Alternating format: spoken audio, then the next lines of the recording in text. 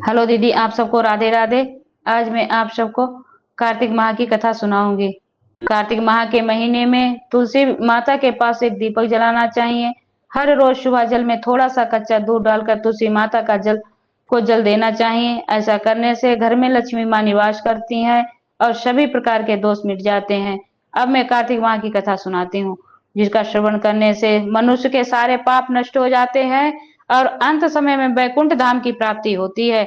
सूत जी ने कहा है, जब देव ऋषि नारद श्री कृष्ण से अनुमति लेकर चले गए, तब सत्यभामा श्री कृष्ण से बोली, है प्रभु, मैं धन्य हो गई हूँ, मेरा जीवन सफल हो गया है। मैं त्रिलोकी सुंदरियों में से आपकी 16,000 पत्नियों में से सबसे प्रिय पत्नी बनी हूँ। मैंने नारद के साथ कल्प वृक्ष विधि पूर्वक दान में दिया था, परंतु कल्प वृक्ष मेरे घर में ही सुशोभित है। यह बात मृत लोक में किसी स्त्री को भी ज्ञात नहीं है। त्रिलोकीनाथ, मैं कार्तिक माह की कथा आपसे सुनने को तैयार हूँ, ताकि मेरे जीवन में सभी अच्छा हो, आप हमसे कभी दूर ना हो।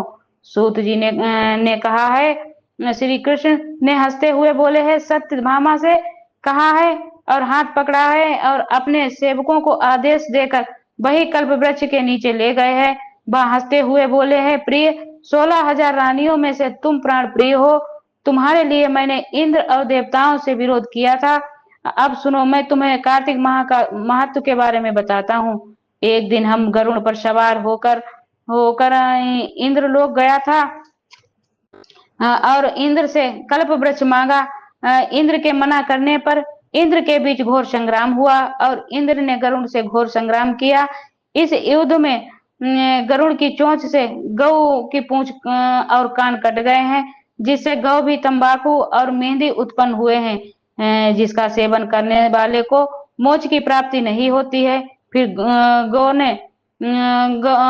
ने गरुड़ पर सवार प्रहार किया है, जिससे गरुड़ के पंख टूट गए हैं और उनमें से मोर, नीलकंठ और चकवाद भी उत्पन्न हुए हैं। इसका दर्शन करने से सुफल प्राप्त होता है।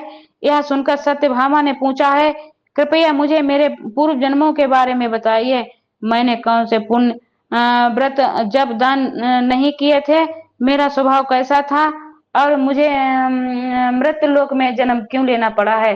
श्री कृष्ण ने कहा है, प्रिय, अब मैं तुम्हें तुम्हारे पुण्य कर्मों के बारे में बताता हूँ। सतयुग में मायापुरी में देव शर्मा नामक एक ब्राह्मण रहते थे।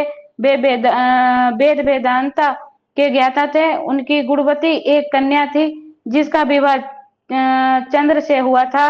ये एक दिन वे दोनों जंगल में समिधा लेने गए हुए थे। उन दोनों को एक राक्षस ने मार डाला है, परंतु उनके धर्म कर्म के कारण मैं उन्हें वैकुंठ धाम ले आए। गणेश, शिव और देवी की पूजा करने वाले को स्वर्ग की प्राप्ति होती है। काल और भेद को करने से मैं 5 प्रकार का होता हूँ। जैसे एक ही व्यक्ति भाई, पिता आदि नामों से जाना जाता है। जब वह वैकुंठ आए, तब उन्होंने दिव्य भागों का आनंद लिया है। अब मैं कार्तिक माह की दूसरी कथा सुनाता हूँ। एक बार एक नगर में ब्राह्मण दंपति रहते थे। वे प्रतिदिन गंगा यमुना स्नान जाया करते थे।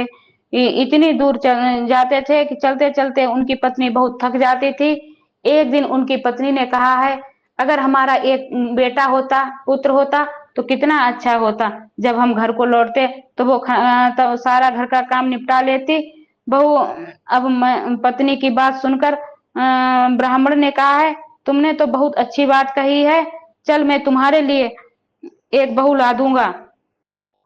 मैं तुम्हारे लिए एक बहू ला दूंगा। ब्राह्मण ने कहा है, एक पोटली में आटा डालकर कुछ मोहरे भी रख दे। पत्नी ने ब्राह्मण के कहे अनुसार पोटली बांधी है और ब्राह्मण सफर पर निकल पड़ा है। और यमुना के किनारे ब्राह्मण ने कुछ सुंदर लड़कियों को देखा है, जो रेत में घर बनाकर खेल रही थी। उनमें से एक लड़की बोली है, मैं अपना घर नहीं बिगाड़ूंगी, मुझे रहने के लिए यही घर चाहिए है। लड़की की बात सुनकर ब्राह्मण सोचने लगा, यह लड़की बहू बनने के योग्य है। जब वह लड़की घर जाने लगी है, तब ब्राह्मण उसके पीछे पीछे जाने लगा है। फिर जब वह लड़की घर पहुंच गई है, तब ब्राह्मण से भोजन करने के लिए लड़की ने कहा है। ब्राह्मण ने लड़की से कहा है, मेरी बेटी, कार्तिक मास का महीना चल रहा है, इसलिए मैं किसी का बना हुआ भोजन नहीं खाता हूँ। मैं अपने साथ अपना आटा लेकर आया हूँ। तुम अपनी माँ से पूछ लो, वह मेरे लिए 2 रोटियां बना देंगी आटा छान कर। अगर वह मेरी 2 रोटी बना देती हैं तो मैं रोटी खा लूंगा। ऐसा ब्राह्मण की बात सुनकर लड़की ने अपनी माता से ब्राह्मण के बारे में सारी बातें बताई हैं। माता उसकी माँ ने हाँ कर दी है। ब्राह्मण ने आटा दे दिया। उसकी माँ ने वो आटा छानने लगी तो उसमें से मोहरें निकलने लगी। तब उसकी माँ ने सोचा है कि हैरान हो गई है कि इसके आटे में इतनी मोहरें हैं तो इसके घर में कितनी मोहरें होंगे। लड़की की माँ ने खाना खाते समय ब्राह्मण से पूछा है, क्या तुम्हारे कोई बेटा है?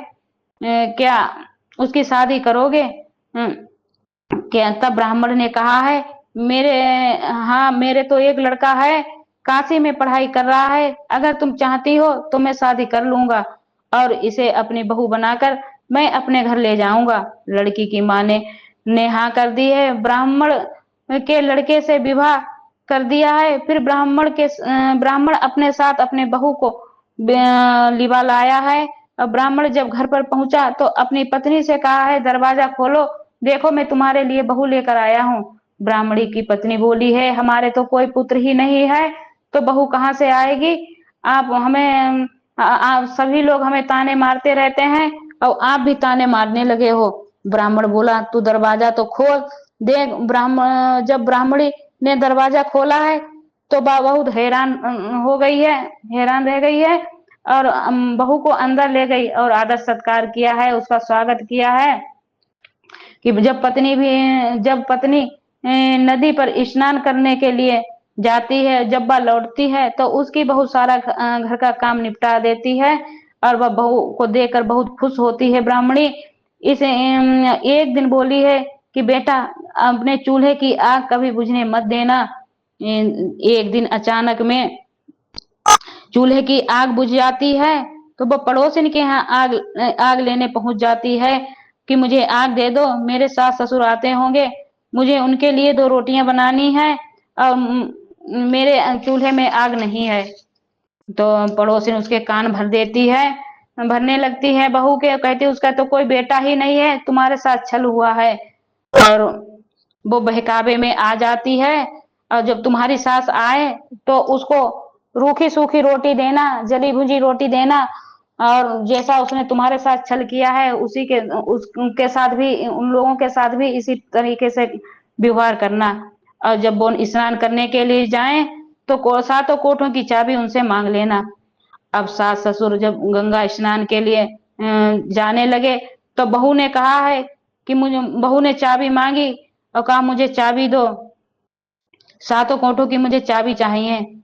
अब ब्राह्मण और ब्राह्मणी ने चाबी दे दी तो बहू ने देखा है कि पहले कोठा खोला, दूसरा खोला, तीसरा खोला, चौथा खोला, इसी तरीका से सारे कोठे खोल लिए।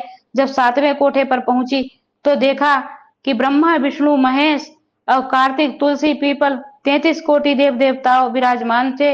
यमुना नदी बह रही थी कि देखा एक लड़का चौकी पर बैठा हुआ था। बहू ने उससे पूछा है, तुम कौन हो? तब लड़के ने कहा है, मैं तुम्हारा पति हूँ। वह बहुत खुश हुई है। जब सास ससुर घर आए उसने सास ससुर को बहुत प्यार किया और फिर कहा, माँ चलो मैं तुम्हें एक कोठे पर ले चलती हूँ, तुम वहां इतनी दूर क्यों जाती हो? कि गंगा जी तो यमुना तुम्हारे घर में ही बह रही हैं, तुम यहाँ क्यों नहीं स्नान करती हो? सारे देवी देवता तुम्हारे घर में विराजमान है और तुम वहां इतनी परेशान होती हो, चलती चलती थक जाती हो। तो ब्राह्मणी बोली कि बहू, मेरे भाग्य में ऐसा कहाँ है कि मैं घर पे ही गंगा स्नान कर लूं। तो उसने कहा, चलो मैं तुम्हें आज मैं 7वें कोठे पर दिखाती हूँ ये सब क्या है। अब ब्राह्मणी बहू के साथ 7वें कोठे पर पहुंची है जब, तब देखा कि एक लड़का तपस्या कर रहा था, यमुना जी बह रही थी। अब ब्राह्मणी ने लड़के से पूछा, तुम कौन हो?